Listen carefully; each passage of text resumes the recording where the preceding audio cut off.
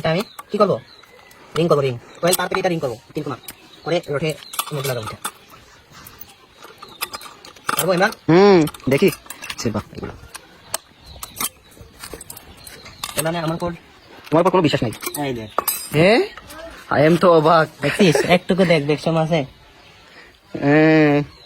একটু কোনো বেশ কম নাই রে, এই দেখ, একদম হয়ে গেছে। চল। হ্যালো গাইস, আসসালামু আলাইকুম। আজকে আমরা চলে আসলাম আমার নিজের কাজ নিজে করার জন্য। এই যে দেখেন ঘর, ওই যে আপনারা দেখেছিলেন ফেসবুকের টাকায়, তো কাজ বন্ধ ছিল, এখন আবার মাসখানেক ধরে চলতেছে কাজ। এখানে ইমরান আছে, এখানে আমি আছি, নিচে আকো আব্বু কোথায়? ওই যে আব্বু আছে নিচে, নিচে আব্বু আছে, আর ওইখানে আমার ভাই আছে। তা আমরা নিজের কাজ নিজে করতেছি, শুধু ইমরান আছে, ইমরানকে টাকা দিতে হবে, ও আবার ফ্রিতে কাজ করে দেয় না, কিন্তু ও খায়। ও আসলে গাইস টাকা তো বড় জিনিস না, ও আমার বাড়ির 3-4 পট চালের ভাত মেরে দেয়। তো ওইটা হলো বড় দুঃখজনক। এখন এইটা এখানে ঢুকাবো, তারপর এটা তার দিয়ে বাঁধ দিব। এখানে একটা হলেই তো হবে। হাসান, এটা তোমার ফেসবুক না রে, কন্টেন্ট বানানো না। হ্যাঁ, এটা কন্টেন্ট বানানি না, এটা কাজ, এটা রাজমিস্ত্রি। সব শিখে রাখছি। হ্যাঁ, শিখে রাখছো। জন্মের আগে, হুম, তো জন্মের আগে থেকে এগুলো আমি পারি। এগুলা শক্ত করে বাঁধতে হবে।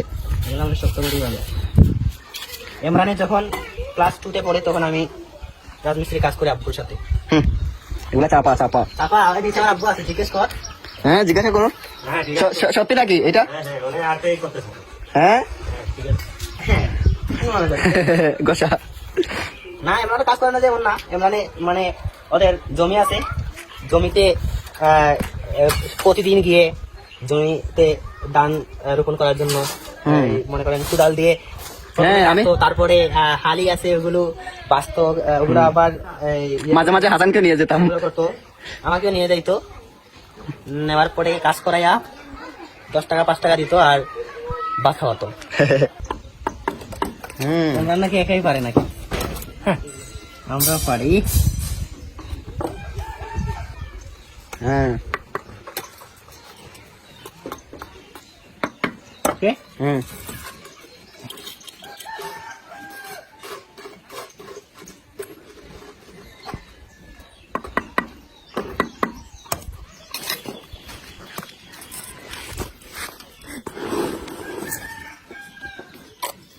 এটা তুমি কোথা থেকে শিখছো হাসান? কোথা থেকে শিখলা? এগুলো আমাদের কাছে শিখে রাখা ভালো। আমি তো জানতাম শুধু তুমি কন্টেন্ট করো, এখন দেখি ওরে বাবা, ও তো সবকিছুই পারে। আমি কিন্তু কাঠমিস্ত্রি পারি। কাঠমিস্ত্রি ও আগে ওই যে কি বলে, যেটা দিয়ে কাটে, ওইটা আগে সারাদিন ইয়ে করতো, ধার করতো। মিস্ত্রি সারাদিন বসিয়ে রাখতো, শুধু ধার দিত। আমার একটা দেখলে বলি। তো যাই হোক গাইস, অনেকদিন পর নিজের কাজ নিজে করলাম, অনেক ভালো লাগলো। আসলে আমি সুযোগ পাই না তেমন একটা কাজ করার। আমি মাদ্রাসায় চলে যাই, এতদিন দারুল কিরাত ছিল, ওইখানে আমি প্রতিদিন ক্লাস করতে হতো।